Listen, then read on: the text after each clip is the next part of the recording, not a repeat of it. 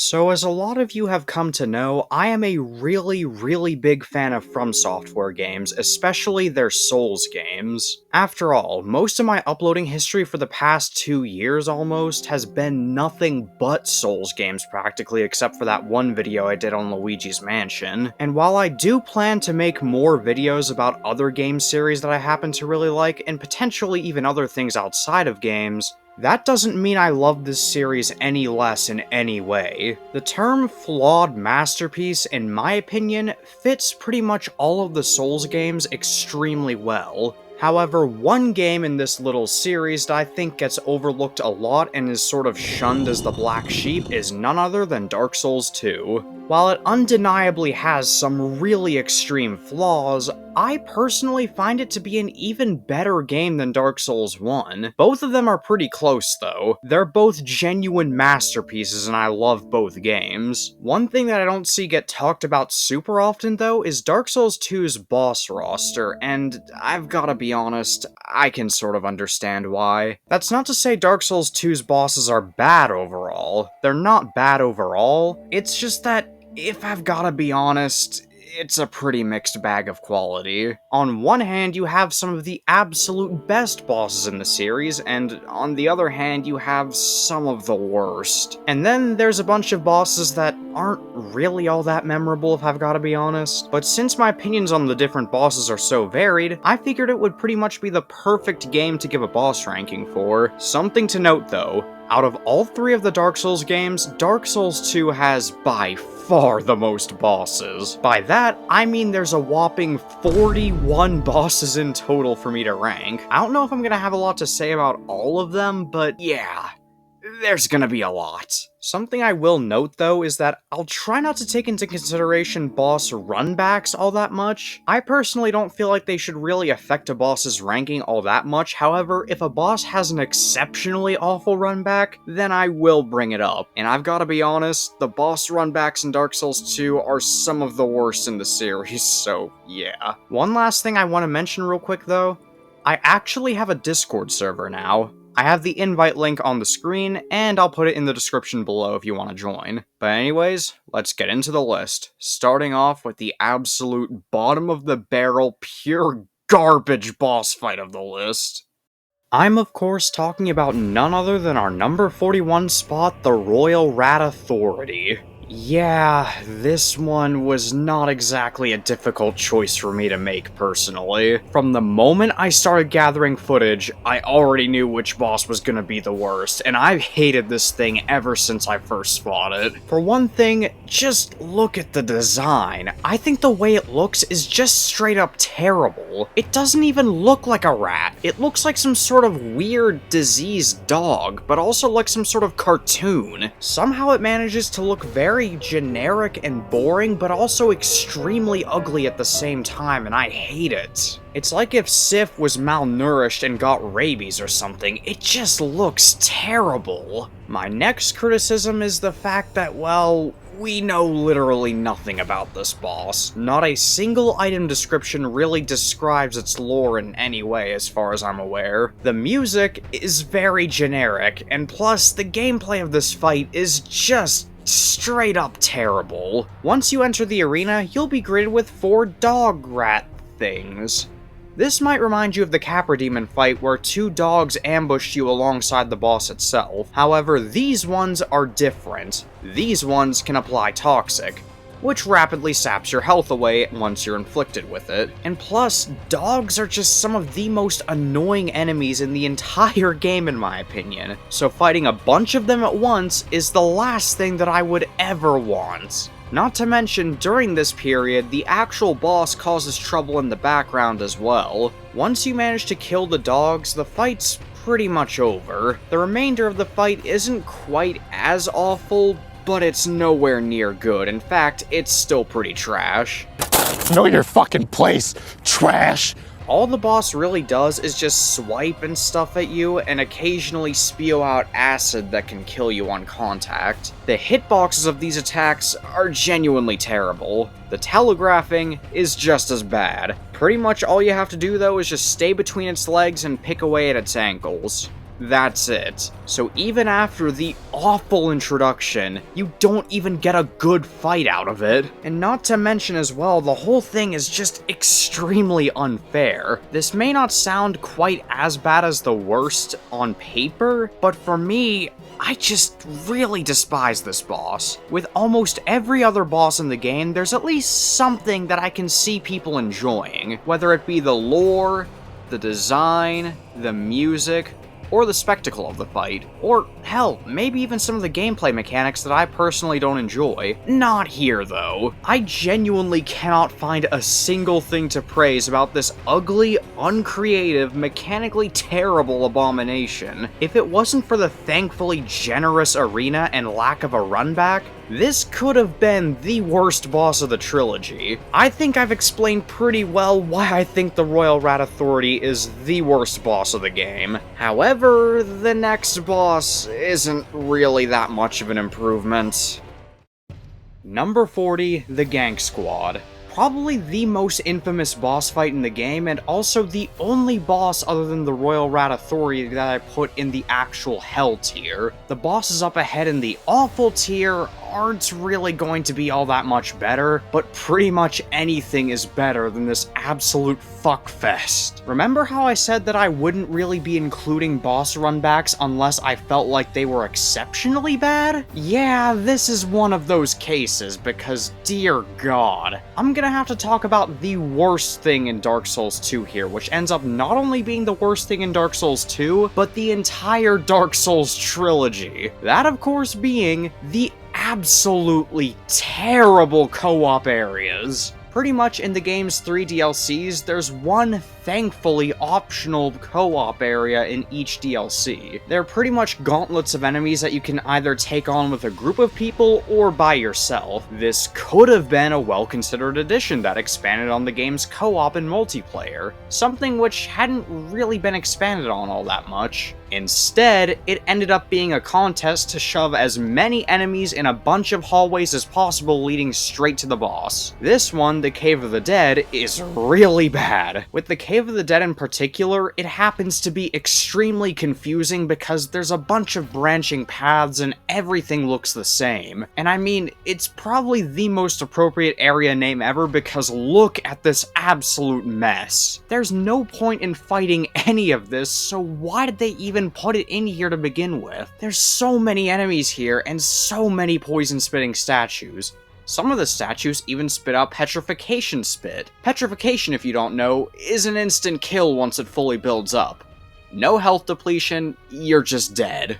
Anyway, once you finally make it past that, the actual fight isn't any better. It's the first gank boss on this list, where there's multiple enemies attacking you at once, each with their own health bars, but instead of being carefully put together like some other gank fights on this list, they just threw 3 already existing NPCs in a room and said to hell with it. The fact that they're NPCs is not only laughable from a visual and originality standpoint, but it's also just an awful decision mechanically. The NPCs in Dark Souls are not fun to fight. They don't seem to share any of the same restrictions the player has, and they can just dance around with infinite stamina and spellcasting. Fighting 3 of them at the same time is unfair and sloppy.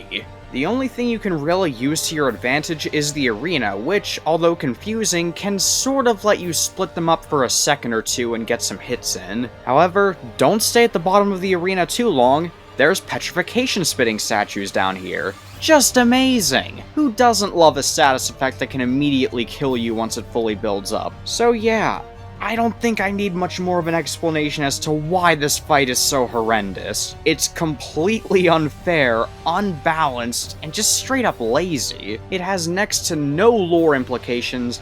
It's never explained why the already existing NPCs are in here. There's nothing good about it, plain and simple. Someone could tell me that this is their least favorite boss in the game and they find it even worse than the Royal Rat Authority, and honestly, I'd completely understand that. This fight is pure garbage. So, it ended up at number 40.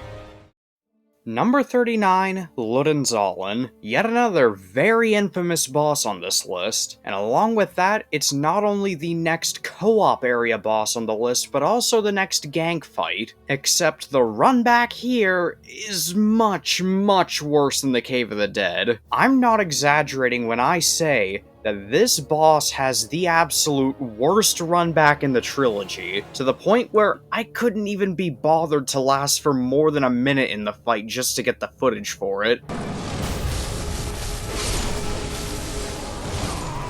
Oh my god!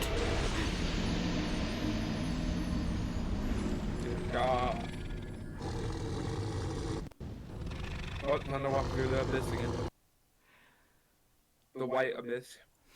You know what? I don't think I want to do this again. I think I've gotten more than enough footage.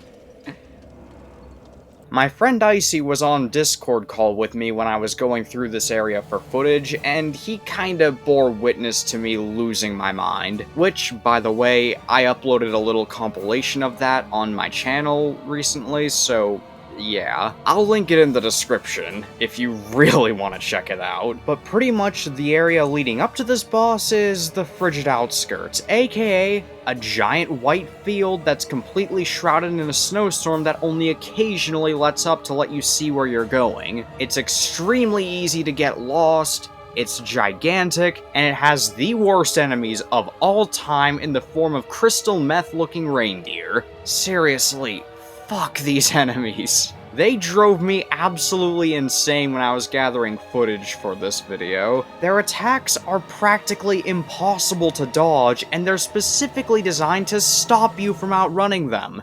You have to fight them. This run back is genuinely the worst thing I have ever experienced in the trilogy. Not only is the Frigid Outskirts the most difficult area in the trilogy for stupid reasons that are completely unfair, but the boss at the end isn't even good. Pretty much, Ludenzahlen are a reskin of Ava the King's Pet, another boss from the same exact DLC. But while Ava was a pretty good fight, here they decided to give it a little twist. What's the twist? Now it's a gank. And not to mention, there is not a single shortcut or checkpoint throughout the entirety of the Frigid Outskirts, which means if you die at any point, including to this boss, you have to go through the entire thing all over again. Yeah, enjoy looking at that coffin sliding into the abyss every single time you die. You're gonna be seeing that for quite a while. Yeah, I'm not trying to make this segment too long, I hate everything about this area. I hate it. Like, what sadistic developers even thought this was a good idea to put in the game? Like, seriously. But anyways, yeah. I want to save my discussion of the actual attacks and stuff for Ava's entry because she's a boss that much more deserves that. So for now, that's the end of my commentary on Ludenzahlen. Basically, fuck the Frigid Outskirts. Number 38, The Ancient Dragon. Yeah, you probably expected this one to place low, but maybe not as low as it did. I know that The Ancient Dragon is pretty unanimously disliked by the Dark Souls 2 fandom, but I don't think many people actively despise it in the same way I do. Before I start tearing this boss to shreds though, I do actually have some credit to give it, and that is of course the presentation of the fight. Even though the gameplay of the fight is really, really bad, and trust me, we will get to that, the presentation is actually really, really good. The arena is absolutely beautiful with the sunset above the clouds surrounded by the dragon area. The fact you can even see other smaller dragons flying around as you fight the ancient dragon is also just a really nice touch. The music, even though it's not personally for me, I do think it really fits the whole atmosphere of the fight and feels chaotic and frantic. And we can't forget the actual design of the dragon itself. I mean, just look at it. The design of the ancient dragon is really well done. It looks so intimidating and powerful. It really feels like you're going up against something truly beyond your comprehension and power. The huge open arena also gives the dragon plenty of room to fly around, shoot fireballs at you, and do all the freeform powerful attacks that all dragons are known for, potentially even with some unique ones exclusive to it. Except this dragon doesn't do any of that. All the ancient dragon does throughout the fight is just very slowly stomp, occasionally swipe its neck at you, breathe fire at you in a straight line, and hover above the ground and spray fire beneath it, and that's it. It's among the most limited boss movesets in all of Dark Souls. I'm not even joking when I say that a lot of the game's regular enemies have more moves than this boss does. The thing is though, you've got to be careful not to get hit by those attacks because every single one of them does enough damage to kill a high-level player in just 1 or 2 hits. The stomps, swipes, and straight line fire breath are fairly easy to avoid because they're very slow and predictable, but the hovering flame attack has so much range. It covers so much of the arena that unless you start running the second you see its wings start to twitch, you're going to take damage. The boss also loves to spam this move over and over again too, which just drags the fight out longer. The hitboxes to the attacks can also be very wonky at times. Sometimes they'll work, sometimes they won't. On the playthrough for the footage you're seeing now, I ended up actually not dying to this boss, but it still took quite a while to finally beat it. That's because, for whatever reason, the developers thought it would be a good idea to give the boss with the most limited moveset the biggest health bar in the entire fucking game. Like, seriously, why? Why would you do this? It's just not fun at all. It makes the fight so much more tedious. There's no variety with the moveset. There's not enough to keep you entertained for that long. There's nothing to justify the fight taking almost 10 minutes per attempt. I just really despise this boss. They could have made such an incredible fight out of this. It's the biggest dragon in the series we've seen up to this point. It has a perfect design, the arena is gorgeous, and the soundtrack is very fitting. And they proved with other bosses in the game that they are capable of making genuinely amazing dragon fights in Dark Souls 2. But for whatever reason, they just didn't really develop this one, and it ended up being one of the worst bosses in the game. It's tedious, it's not fun, so basically, fuck the Ancient Dragon, I don't like it. Thank God it's optional, but that's all the positive stuff I have to say.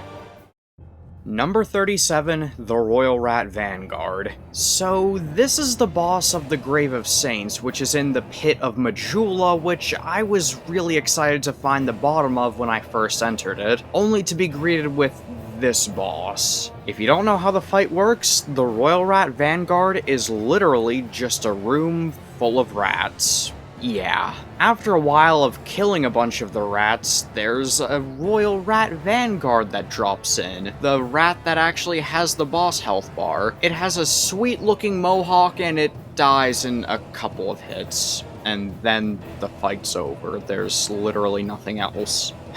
Look, I guess I'll give it some small fraction of a point for originality, but how did this even make it into the final game? Who approved for this fight to get in here? The only good thing I have to say about this fight is just that it's easy. It almost feels like cheating to even have this on the list because it's, well, it's not even really a fight. It's a glorified room full of enemies. But now we've thankfully finished up the awful tier. The next couple of bosses are gonna be a bit better, even if only slightly so.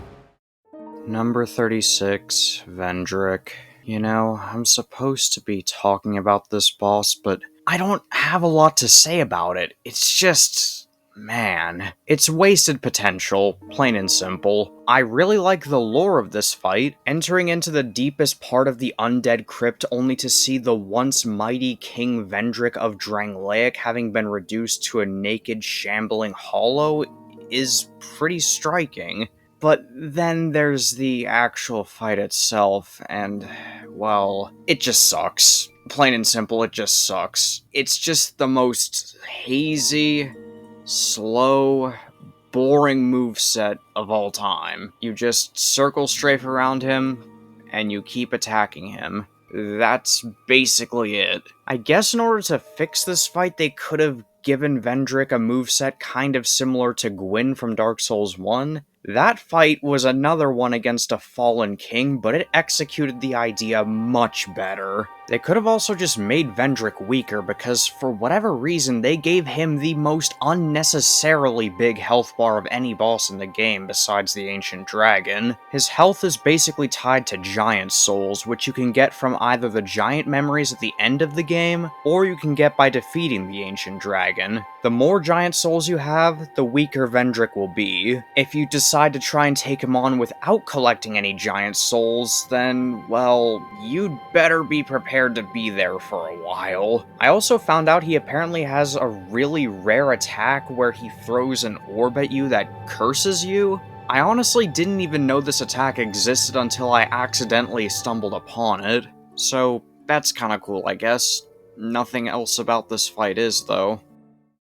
Number 35, The Last Giant. Unfortunately, the first mandatory boss of Dark Souls 2 isn't exactly the greatest first impression. Unlike most first bosses though, I won't be judging it based on how well it teaches the player because that's not really the point. This is the main boss of the Forest of Fallen Giants, which, while yeah, it is the first intended level for you to experience, it comes quite a bit after the tutorial area, Things Betwixt. So with that aside, how does it hold up as an actual fight? Well, not great. I kind of like the presentation of the fight, because the Last Giant really does look pretty cool in my opinion. I don't know what it is, but something about Dark Souls 2's whole-faced giants just feels really nice, but also kind of uncanny and disturbing to me. And with the Last Giant being much lankier than other giants of its ilk, it feels even creepier to me. It stands much taller than the other giants, and it's also very clearly emaciated from how long it's been chained up down here. But what are its attacks like? Well, it stomps and swipes. At a certain point along the fight, it rips its own arm off to try and hit you with it, but, well, it just adds a little range to its swipes. Just stick by its ankles, dodge its stomps, and then you'll win. Yeah, it's not exactly the most challenging fight, and it's really disappointing. If I do have to give it credit for something though, it would definitely be the lore, because this isn't any other giant. It's the last remaining member of the Giants, a race of people that Vendrick sought to attack earlier on before the events of the game. He led his army into the land of the Giants at the request of Nashandra, the Queen of Drangleic. The Last Giant used to be the king of the Giants, and after Vendrick returned from their land to Drangleic, the Giant Lord decided to launch an assault against Drangleic's coast as payback. He himself even partook in the battle. At the end of the game, when we explore the Giant's memories back in the past, we end up actually defeating the Giant Lord, which leads to its capture and imprisonment. It also explains why, at the start of the fight, it looks up like it recognizes you before going into a rage. It's some surprisingly deep lore for such an early game boss, and I think it's pretty well written in my opinion. Plus, it gives a lot of context as to why the Last Giant seems so furious upon seeing you, seeing as you were the one that felled it and killed off its people. But lore can only carry a boss so far, so I can't put it any higher. But speaking of the Giant Lord... Number 34, the Giant Lord. The Giant Lord is literally just the Last Giant again, but with a sword. And I've officially run out of things to say. Let's move on. Number 33, the Old Iron King. This is one of the three kings that the game's DLCs is centered around, but we fight him in the base game, or rather, what's left of him in the base game. So that's a little odd, but I've gotta say, man, his design is just straight up badass. I mean, just look at this dude. It's a wildly different design from a lot of the other bosses throughout the Dark Souls trilogy. It looks more like it came straight from Doom than Dark Souls. And I mean that in the best possible way, because god damn this thing looks sick. The visuals of the arena are also just really cool. It's almost like you're in hell and fighting the devil itself, which is just great. The lore of the boss is decent too. The old Iron King was pretty much your usual king who went mad with power and lust and everything like that. However, he ended up actually getting killed by his own creation, the Smelter Demon. And as for his body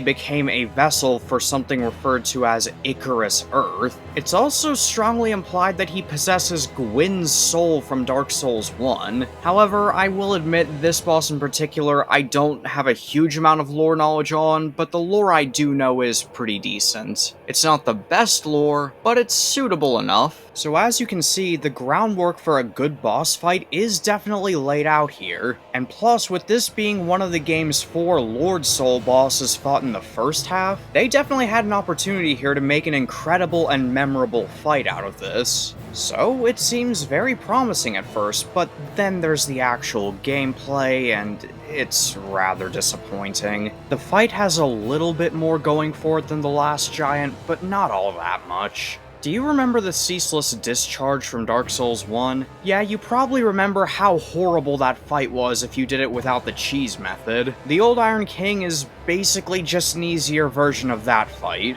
All he does really is just swipe his arms, slam his arms down, and use occasional fire magic. The only time you're really able to hit him at all is when he slams his arms down. After that, he's unreachable until he does it again. This is a pretty boring mechanic, and honestly, this fight just sucks. And even though the arena looks really cool, the way it's actually designed with the layout is not very good at all. It's a small little platform in the middle of this lava lake, and there's a hole in said platform for whatever reason. If you get knocked into this hole, it's an instant kill, which can be frustrating for sure. Overall, the fight is just really disappointing, and they missed a lot of potential with this one. For shame. Number 32, the Covetous Demon. You know, I should be a lot more critical of this boss and probably put it a lot lower, but I'm sorry, I love this fight for all the wrong reasons, but still. It's just the boss in this game that's so bad it's good. It's like one of Tommy Wiseau's movies. What client? I cannot tell you, it's confidential. Oh, come on, why not? No, I can't. Anyway, how is your sex life? The Covetous Demon just sort of flops around trying to lunge at you and hurt you with its fat rolls, I guess, but it's so big and blubbery that it can barely even get around its own arena. The attempts to kill you are just so pathetic, and it has so little defense against you. And plus, the design of this thing is it's just hilarious to me. It looks like a fat dragon, like, come on. I also just love how the music is all dramatic and everything, and then the boss that it's for is just this. Yeah, I don't really have much else to say, it's so funny. It's like some sort of demonic blubbery seal that's on land. It's just, come on man, how am I not supposed to find this funny? But anyways, let's move on. I don't want to talk about the Tommy Wiseau boss for much longer. Get out my house. I kill you. I bring him his full body. I kill you, you bastard. Number 31, the Seaman of Dong. Oh my god. Oh my god. Oh my god, no.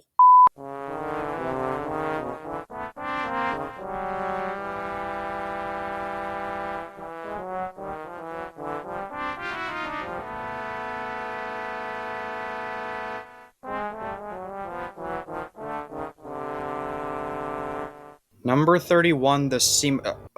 fuck, I almost did it again. Number 31, the Demon of Song. There we go, I finally got it. This fight is another instance of kinda wasted potential. This is the main boss of the Shrine of Amana, which is honestly one of the worst areas in the entire game and is the worst area outside of the DLC, so yeah, that should say enough. The concept of the fight, though, is pretty cool, I will admit. Pretty much the Demon of Song has an outer layer of tough skin that it can pull over its face to protect itself from damage. It has a frog-like body, and whenever its face is exposed, that's when you're able to strike. However, if you take too long, it'll cover its face back up again and it'll be immune. It's probably the most unique monster design in this entire game, and even if it is just basically a big foreskin froggy, I do really like it. It just looks disturbing as all hell, and that fits a lot with what is literally meant to be a sort of siren, something that lures its prey to its death using its beautiful singing voice. The actual fight, though,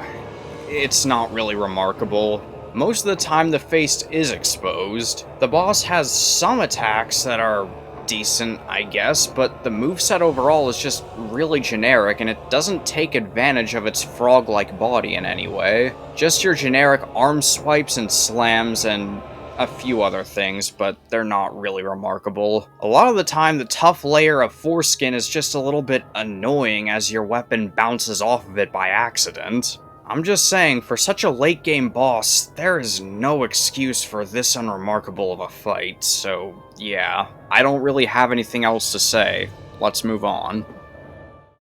Number 30, the Guardian Dragon. So we've got yet another dragon boss fight on this list, and just like the Ancient Dragon, this one is massive wasted potential. The presentation of this fight is excellent too. The design of the dragon itself looks really cool. The arena is also really pretty, with all of the light filtering through the bars of a giant bird cage. But then there's the actual gameplay of the fight. It pretty much plays exactly like the dragon obstacle enemies you encounter earlier in the game, except now it can fly onto the walls of the arena and spew fire at you. All the fire-spitting attacks are very telegraphed and easy to avoid. The dragon moves very hazily and slow. There aren't really any majorly threatening moves, and it's just... yeah.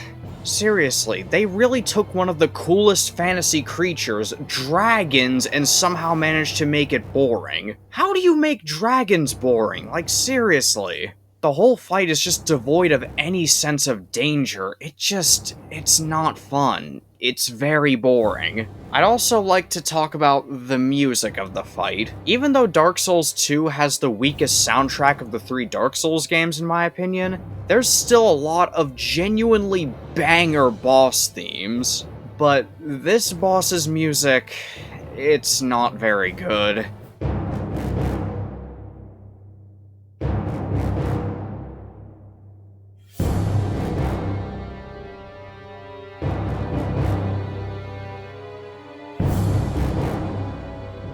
It's just the most repetitive, generic, and uninteresting boss theme ever conceived.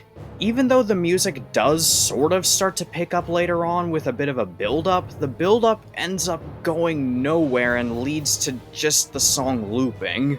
And plus, even if it did go somewhere, the whole vibe of the track just does not match this fight at all. But aside from that, that's all I have to say about the Guardian Dragon, so it's not a very good fight, nor is it a very memorable one. Number 29, Prowling Magus and Congregation. A lot of people were probably waiting for when this boss would show up on the list, and well, here you go. This boss is pretty notorious for not being very well designed, and most of the fanbase tends to clown on it a lot. And honestly, I've just gotta ask, why does this boss fight even exist? It doesn't fit in at all with the rest of Brightstone Cove Seldora, so it makes me wonder why they even put it here. Maybe for filler? I'm not sure. It's basically a bunch of enemies stuck together in a room that you already fight outside the arena. Although this time, unlike bosses like, say, Royal Rat Vanguard, I can sort of understand what they were trying to do here. You have some generic crawling hollows that just crawl up to you and try to attack you with melee attacks. But you've also got some spellcasters around the edges of the formation as well. They're able to throw lightning spears at you from a distance, as well as heal the health bar of both the Congregation as well as the Prowling Magus. The Prowling Magus itself always sits at the center of the formation. It doesn't move a huge amount, but it's another spellcaster. It mostly just shoots darts at you and AoEs and stuff. It goes down really quick though, so yeah, it's not even really a threat in this fight. Again, I sort of understand what they were going for, but they did not need to make this a boss fight. If they would have just kept this as a little room full of enemies without a boss health bar, I'm pretty sure nobody would be complaining. It would honestly still be kind of a fun room to go through, but as a boss fight, yeah, it kinda sucks, so I had to put it here. But now we finished all of the bad bosses. Now we're just moving on to the ones that are, well, forgettable. Not really much to say on most of them. Number 28, the Blue Smelter Demon. So this boss was a little tricky for me to place on the list because when it comes to the actual gameplay of the fight in isolation, it's not bad by any means. Honestly, fighting it in isolation is really fun and I like it. There's two reasons it's down here in the mediocre tier though. One, it's just a reskin of another already existing boss, but this time it was put in a DLC. Although I will admit I do like the change up of the delayed attacks, but it's not really enough in my opinion. And two, and more importantly, the runback for this boss is genuinely atrocious. Yeah, this is another co-op area boss, this time for the Crown of the Old Iron King DLC. The Iron Passage, the runback for this boss, happens to be among the absolute worst areas in From Software history, only beaten by the Frigid Outskirts. If you take the main path, you'll be spammed by a bunch of melee enemies that'll gang up on you, all the while you're also dealing with a bunch of archers and unreachable sorcerers that cast a spell which slows down your rolling. Seriously, I wasn't kidding when I said this area sucked. It's 3 linear hallways of that which are very annoying to get through, and then you get to the boss. The alternate path isn't any better. If you decide to take the alternate path, well, I hope you like getting bombarded with a bunch of fireballs, as well as being ganged up on by knights in even more cramped spaces. I seriously just don't know what they were thinking with the Iron Passage, and I don't even see how it could be fun to take on with friends. This level is inexcusable, complete garbage, and I have nothing positive to say about it at all. And the fact that you have to go through it again every single time you die to the Blue Smelter Demon absolutely tanks the fight. So yeah, if it wasn't for the runback, this boss probably would have placed a lot higher, but for now, I just have to put it here at the absolute highest. This boss is lucky to have escaped the bad tier because I almost put it there just because of the runback. Number 27, Mytha the Baneful Queen. So, yeah, this fight is in the mediocre tier, but it has a total of one interesting thing about it, but it's interesting for all the wrong reasons.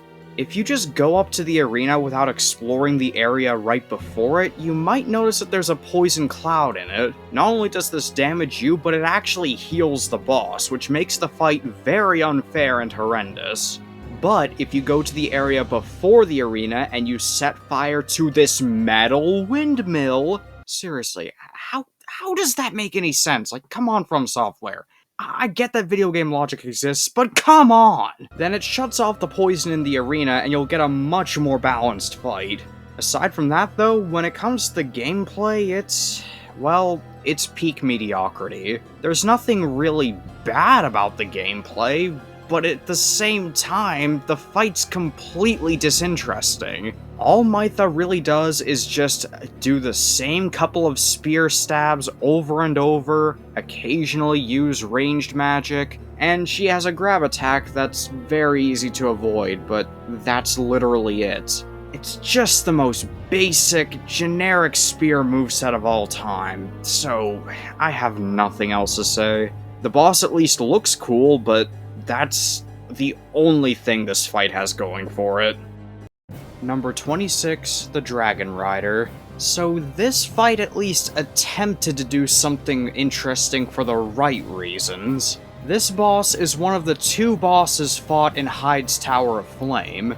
Inside the level, there's 3 different switches you can pull to raise platforms around the arena and cover up the pits in it. If you decide not to pull any of them, the arena will be extremely small, which makes it much easier for you to knock the boss off the edge, but it also makes it much easier for the boss to knock you off the edge. I genuinely do think this is a pretty interesting idea for a boss fight, so it's a shame it wasn't really utilized that well. Aside from that, though, there's literally nothing to discuss. The Dragon Rider's design is just fine.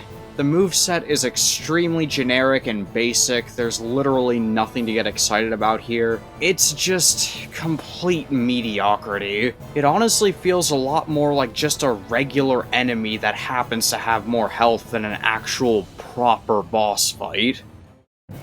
Number 25, the Twin Dragon Riders. So it's basically just Dragon Rider again, except now there's two of them. One of them stays up above the arena for a little bit of the fight, and it's an archer. It also happens to just die in a couple hits and then it's gone. The other one, well, it's literally just vanilla Dragon Rider again, they forgot to change it. Yeah, this fight isn't exactly all that difficult, and it feels kind of out of place being in the middle of Castle Drangleic at the midpoint of the game. It's still a pretty mediocre boss fight, but I do like that they at least tried to change things up and make them a little more challenging here. I can see what they were going for, I just don't think they did a great job at it, but, well, yeah. So overall, it's marginally better than the other Dragon Rider fight. Number 24, the Lost Sinner. This is likely to be the first Lord Soul boss you encounter in the game, and it's the main boss of the Lost Bastille. For being the first Lord Soul boss in the game, it does a serviceable enough job, I guess. As an actual fight though, I've gotta admit, it's pretty dull.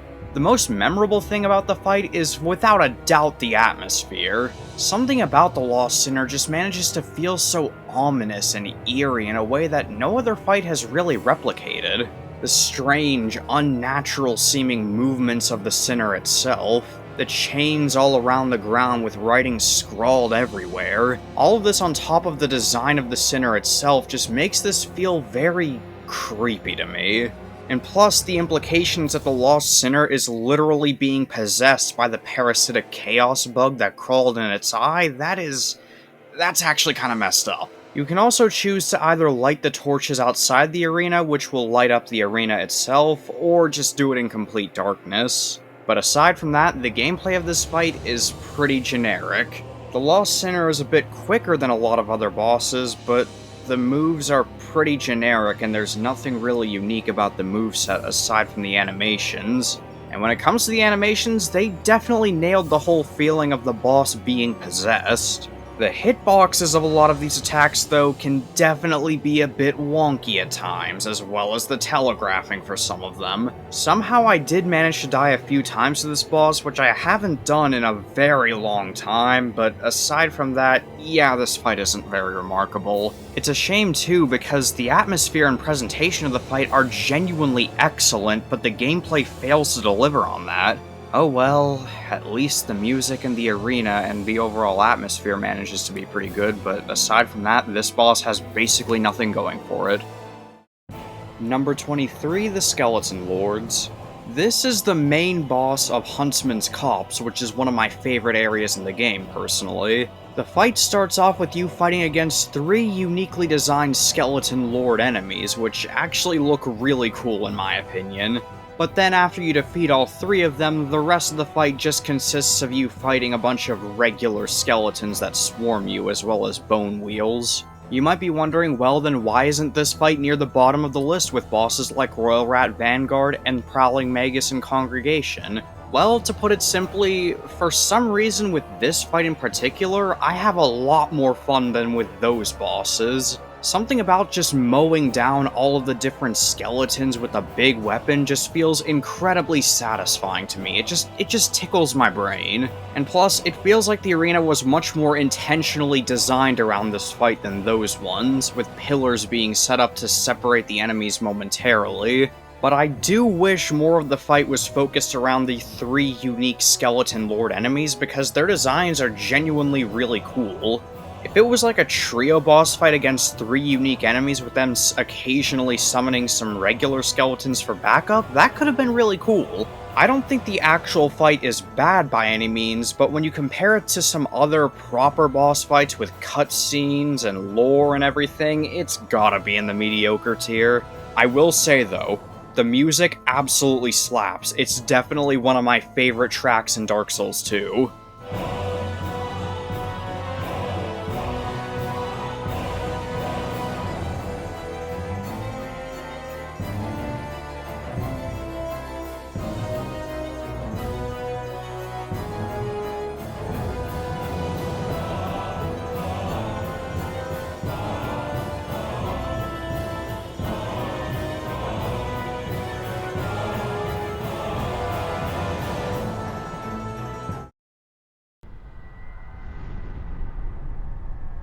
Brave undead, you have proven yourself to me.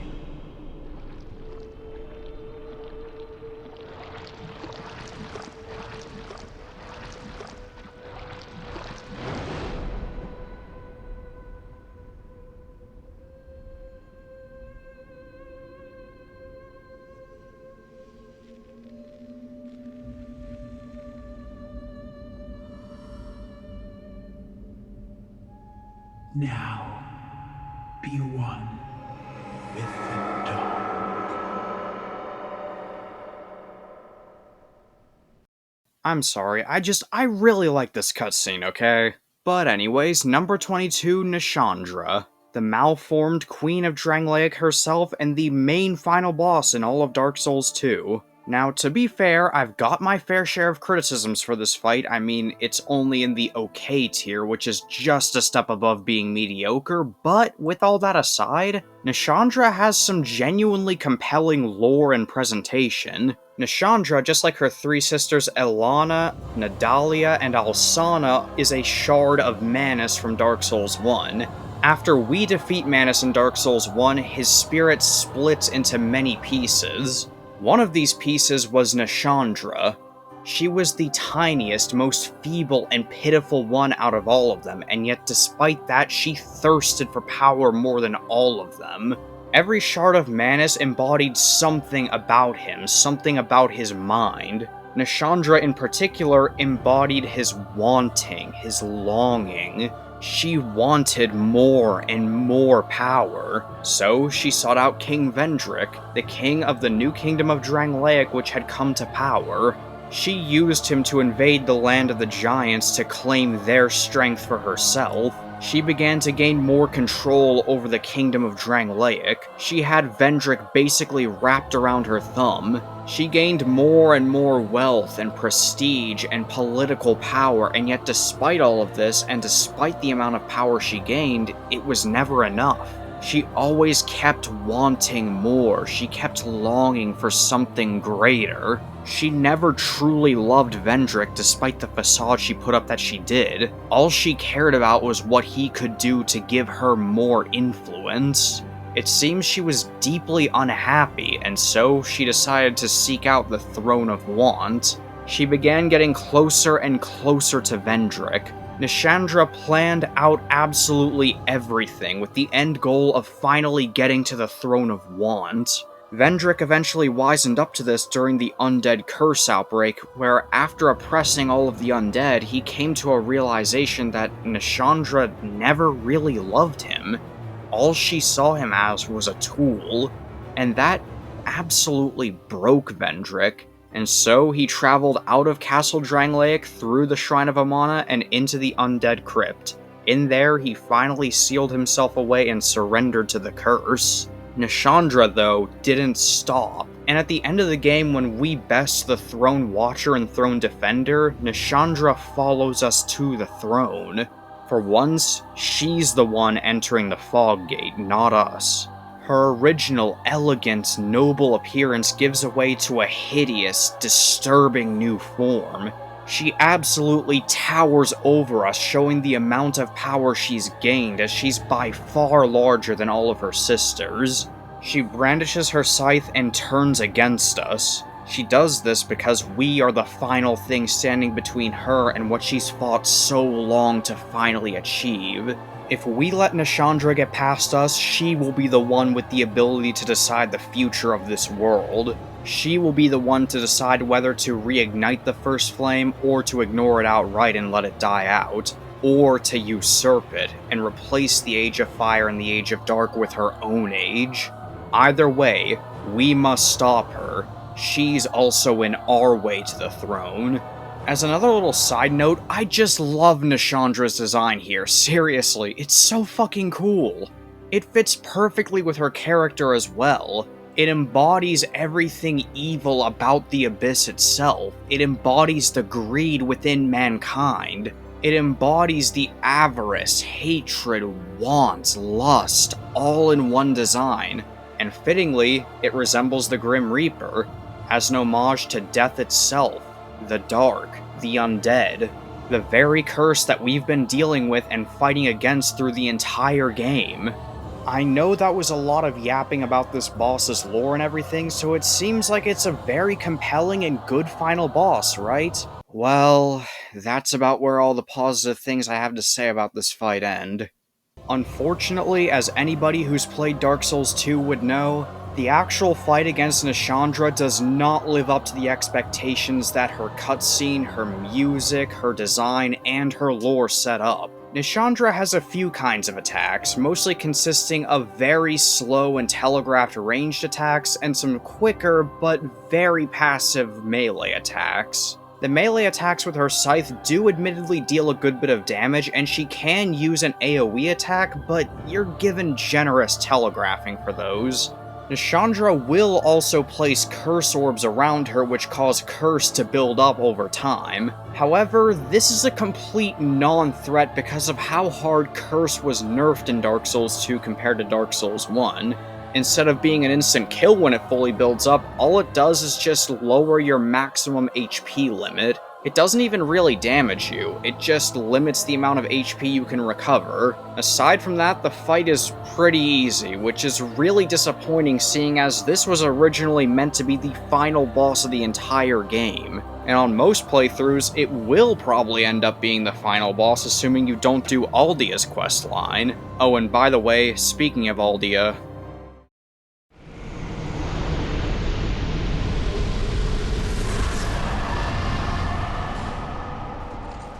Many monarchs have come and gone. One drowned in poison, another succumbed to flame. Still another slumbers in the realm of earth. Not one of them stood here as you do now. You, conqueror of adversities. Give us your answer.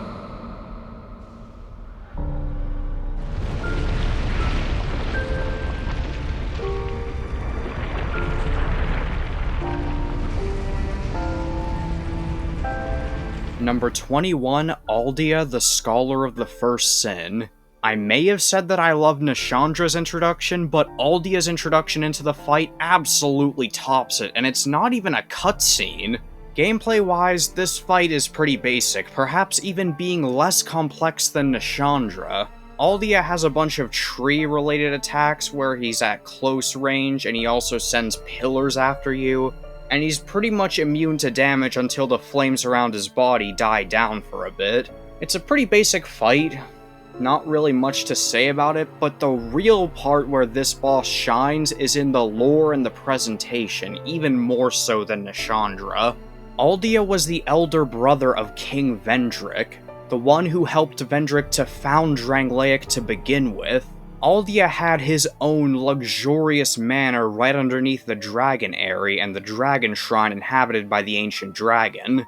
Unlike Vendrick, who reviled the undead as accursed beings, Aldia revered them. He saw them as the key to unlocking the secrets of life. And so because of this, later on in his reign, Vendrick locked Aldia away inside of his keep for eternity. But Aldia didn't give up. He persevered through this. Aldia sought to finally unlock the mystery of life itself, to finally understand it, and, most importantly, to finally break free of the chains of fate, to end the cycle of light and dark, to finally find something else, to reject the order of the world. He sought to ascend, he sought to shed the yoke of fate. He committed absolutely unspeakable acts to get to this goal. He sacrificed his own morals. He performed absolutely gruesome and inhumane experiments on people to try and figure it out. He did all of this, but he ultimately failed. He failed to shed the yoke of fate, and as a result, he ended up becoming one of the cursed. And after all of his experiments failed, Aldia was transformed into a monstrous, writhing head, one which only inhabited bonfires and not much else. Aldia had become, quite literally, a monster, But when we light all 4 of the primal bonfires, he shows up. He begins challenging us. Throughout the game, when he shows up, he challenges our perspective.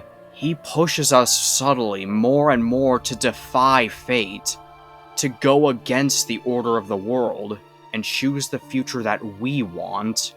So it's only fitting that after completing his questline, he ends up showing up as the true final boss of the game. It's almost pitiful.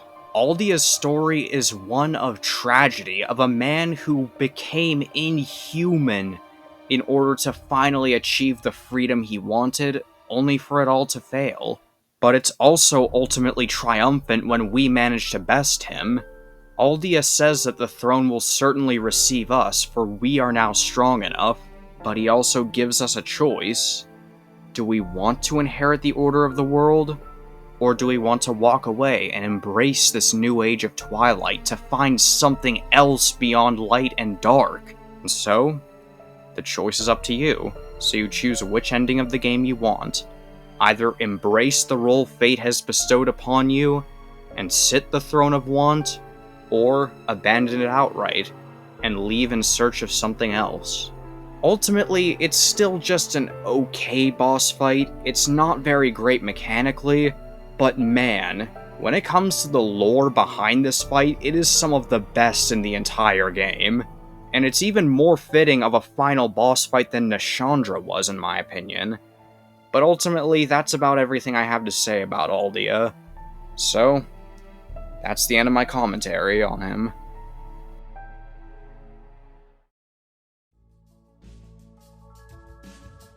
Hey y'all, it's me, Gussie, and I'm just here to say that you've now officially reached the end of Part 1. Originally I was gonna do the entire ranking in just one video, but I realized, well, maybe it's best if I make it a two-parter, because dear god, this is starting to get long already. I know I've done really long ranking videos in the past, but I'm trying to shorten them slightly more. So if a ranking video starts to get past the 1 hour mark from now on, chances are it might end up being a two-parter. When will part 2 come out? I'm not 100% sure because these videos usually take quite a hot minute to make, but I will start working on it as soon as this one goes up. In the meantime though, I really hope you enjoyed part 1, and I'll see you in part 2. Cheers!